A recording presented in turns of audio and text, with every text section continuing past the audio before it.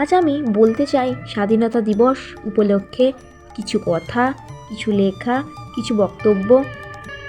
মহান ব্যক্তিদের কিছু কিছু কথা হয়তো আজও আমাদের সকল ভারতবাসীর শিরায় শিরায়, ধমনীতে ধমনীতে প্রবল বেগে বইছে।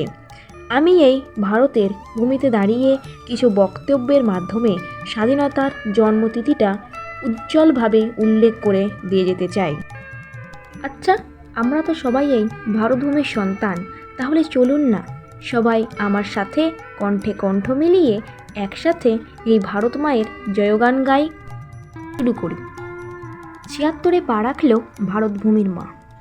আমার প্রিয় দেশবাসীগণ, আজ 15ই আগস্ট 2022, স্বাধীনতা দিবসের 75 বৎসর পূর্তি। এই অমৃত মহোৎসব অনুষ্ঠানে উপস্থিত আছেন আপনাদের সবাইকে এবং গোটা বিশ্ব ভারতকে ভালোবাসেন, গণতন্ত্রকে ভালোবাসেন এমন সবাইকে অনেক শুভকামনা জানাচ্ছি। আজ স্বাধীনতার অমৃত মহোৎসবের এই পবিত্র পর্বে আমাদের সমস্ত স্বাধীনতা সংগ্রামী, সমস্ত বীর সেনানী, বীর নায়ক, যারা দেশের সুরক্ষায় দিনরাত এক করে প্রিয় মানুষদের ছেড়ে এই ভারতভূমির বুকে অজস্র রক্ত ঝরিয়ে নিজেদের জীবন উৎসর্গ করেছেন, সেই সমস্ত বীরাঙ্গনাদের আমরা আজ নতমস্তকে করজোড়ে প্রণাম জানাই। 1757 সালে ইস্ট ইন্ডিয়া কোম্পানির দেওয়ানি লাভের পরবর্তী সুদীর্ঘ প্রায় 200 বছরের পরাধীনতার গ্লানিকে স্বাধীনতার গণ আন্দোলনে রূপান্তরিত করা পূজনীয় বাপু থেকে শুরু করে স্বাধীনতার জন্য নিজেদের সমস্ত কিছু বিলিয়ে দেওয়া নেতাজি সুভাষচন্দ্র বসু, ভগৎ সিং, চন্দ্রশেখর আজাদ, বিসমিল এবং আশফাক উল্লাহ খানের মতো মহান মুক্তি সেনানী থেকে শুরু করে ঝাঁসির রানী লক্ষ্মীবাঈ অথবা মাতঙ্গিনী হাজরার দুঃসাহসী লড়াই, দেশের প্রথম প্রধানমন্ত্রী পণ্ডিত নেহেরুজি থেকে শুরু করে এদেশে ঐক্যবদ্ধ রাষ্ট্র পরিবর্তিত করা সর্দার বল্লভভাই প্যাটেল কিংবা ভারত গঠনের দিশা নির্দেশকারী, পথ নির্মাণকারী বাবা সাহেব আহমেদকর সহ প্রত্যেক ব্যক্তিত্বকে আমরা আজ স্মরণ করি, যাদের কাছে আমরা ঋণী। ভারত এক বহুরত্না বসুন্ধরা। আজ ভারতের প্রতিটি প্রান্তে, প্রতিটি সময় খণ্ডে অসংখ্য মানুষ যাদের নাম হয়তো বা ইতিহাসের পাতায় খুঁজে পাওয়া যাবে না, সেই তারাই এদেশ গড়েছেন, একে এগিয়ে নিয়ে গেছেন। আমরা এরকম প্রত্যেক মানুষকে শ্রদ্ধা জানাই। ভারত বহু শতাব্দী ধরে মাতৃভূমির সংস্কৃতি এবং স্বাধীনতার জন্য সংগ্রাম করেছেন। পরাধীনতার গ্লানি, স্বাধীনতার আকাঙ্ক্ষা এই দেশ শতাব্দী ধরেই কখনো পরিত্যাগ করেনি। সে যতই জয় কিংবা পরাজয় আসুক, কিন্তু মনের মন্দিরে লালন করে আসা স্বাধীনতার আরতিকে কখনোই ফুরিয়ে যেতে দেয়নি। স্বাধীনতা দিবস হলো ভারতীয় প্রজাতন্ত্রের একটি জাতীয় দিবস।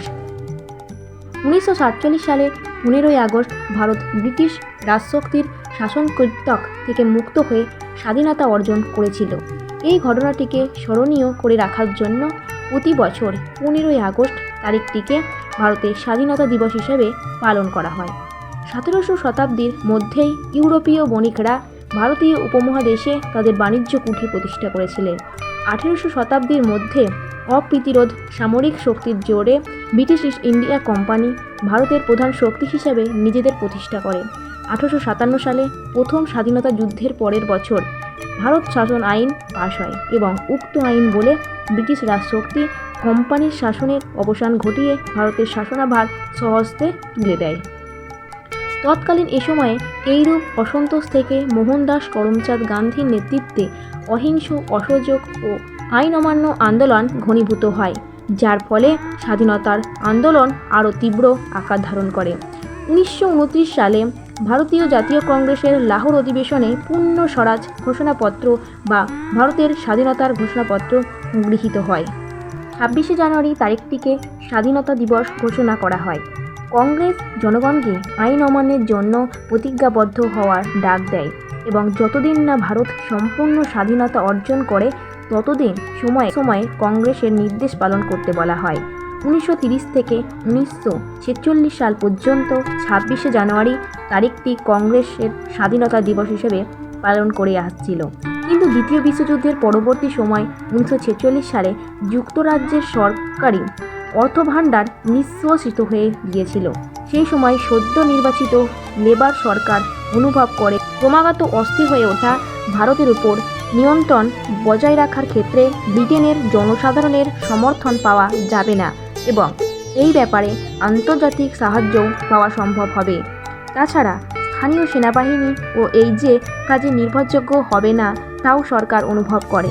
এমতাবস্থায় 1947 সালের 20 ফেব্রুয়ারি যুক্তরাষ্ট্রের প্রধানমন্ত্রী ক্লিমেন্ট ইটলি ঘোষণা করেন 1984 সালের 30 জুনের মধ্যেই ব্রিটিশ সরকার ভারতের পূর্ণ স্বাধীনতা অনুমোদন করতে চলেছে। স্বাধীনতার ঘোষণার সময় যত এগিয়ে আসতে থাকে, পাঞ্জাব ও বাংলাদেশের হিন্দু ও মুসলমান সম্প্রদায়ের মধ্যে সাম্প্রদায়িক উত্তেজনা তত বৃদ্ধি পায়।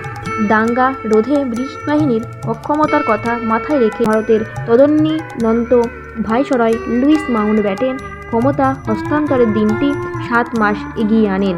ক্রমশ বৃদ্ধি পাওয়া রাজনৈতিক উত্তেজনা হ্রাস পায় 1947 সালে স্বাধীনতা অর্জনের। 1947 সালের জুন মাসে জওহরলাল নেহরু, আবুল কালাম আজাদ, মোহাম্মদ আলী জিন্নাহ, ভীমরাও রামজি আম্বেদকর প্রমুখ জাতীয়তাবাদী নেতৃত্ববৃন্দ ধর্মের ভিত্তিতে ভারত বিভাগের প্রস্তাব মেনে নেন। হিন্দু ও শিখ সংখ্যাগুরু অঞ্চলগুলি ভারতে ও মুসলমান সংখ্যাগুরু অঞ্চলগুলি নবগঠিত রাষ্ট্র পাকিস্তানে যুক্ত হয়। পাঞ্জাব ও বাংলাদেশ প্রদেশে দ্বিখণ্ডিত হয়।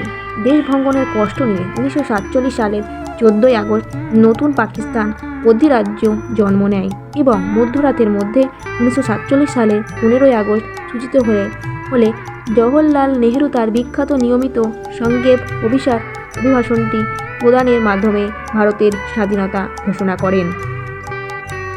একবিংশ শতাব্দীতে ভারতের স্বপ্নগুলি এবং আকাঙ্ক্ষাগুলিকে বাস্তবায়িত করার ক্ষেত্রে কোনো বাধা এখনও আমাদের থামাতে পারবে না। আমাদের শক্তি, আমাদের প্রাণ চাঞ্চল্য, আমাদের শক্তি, আমাদের ঐক্যবদ্ধতা, আমাদের প্রাণশক্তি, রাষ্ট্র সর্বাগ্রে, সর্বদাই সর্বাগ্রে ভাবনা। এই সময় হলো মিলিতভাবে স্বপ্ন দেখার, এই সময় হলো সবাই মিলে সংকল্প নেওয়ার, এই সময় হলো সবাই মিলে চেষ্টা করে যাওয়ার, আর এই সময় হলো আমাদের বিজয়ের পথে এগিয়ে চলার। সমস্ত দেশবাসীকে ৭৬তম স্বাধীনতা দিবস উপলক্ষে আরও একবার শ্রদ্ধাপূর্বক শুভেচ্ছা জানাই। চলুন সবাই মিলে বলি জয় হিন্দ, বন্দে মাতরম, ভারত মাতার জয়। নমস্কার।